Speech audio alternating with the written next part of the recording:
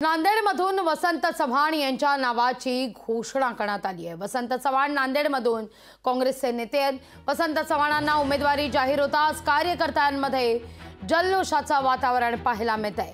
भाजपचे खासदार प्रताप पाटील चिखलीकर यांना पुन्हा नांदेड लोकसभेची उमेदवारी देत मैदानात उतरवलंय, तर तिथं काँग्रेसने देखील नांदेड लोकसभेकरता माजी आमदार वसंत चव्हाण यांच्या नावाची घोषणा केली आहे। त्यामुळे चव्हाण यांची उमेदवारी जाहीर झाल्यानंतर नांदेडच्या नायगाव या ठिकाणी जल्लोष साजरा करण्यात येतोय। वसंत चव्हाण यांच्यासोबत संवाद साधले आमचे प्रतिनिधी कमलाकर बिरादार यांनी।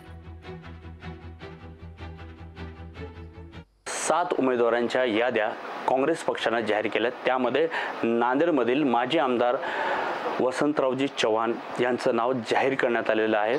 आपण त्यांच्यासोबत थेट बातचीत करूयात। साहेब, तुमची उमेदवारी जाहीर झालेली आहे, काय सांगाल? नमस्कार। आज काँग्रेस पक्षातर्फे माझी उमेदवारी जाहीर केली, त्याबद्दल प्रदेश काँग्रेस कमिटीने मी आभार मानतो। यामध्ये सोनिया गांधी असतील, राहुल गांधी असतील, खैरगेजी असतील, नाना पटोले साहेब आहेत, त्यांचे आभार मानतो।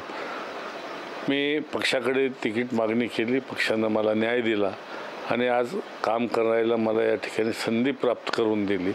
येणाऱ्या निवडणुकीमध्ये आता ही निवडणूक होणार आहे। लोक तर निवडणुकीला समोर जात असताना लोकांचा विश्वास संपादन करावंच लागणार आहे आणि ही निवडणूक मी कुठल्याही परिस्थितीमध्ये काँग्रेस पक्षाला जिंकून आणल्याशिवाय राहणार नाही अशी मला खात्री आहे। मी एक सामान्य शेतकरी कुटुंबातला माणूस, सामान्य कार्यकर्ता म्हणून ह्या निवडणुकीला समोर जात आहे आणि सर्वसामान्य जनता, सामान्य शेतकरी, शेतमजूर हे माझ्या पाठीशी राहणार आहेत हे निश्चित आहे। ही येणारी निवडणूक काँग्रेस पक्षाच्या पारड्यात पडल्याशिवाय राहणार। कमलाकर बिरादार, लोकशाही मराठी, नांदेड।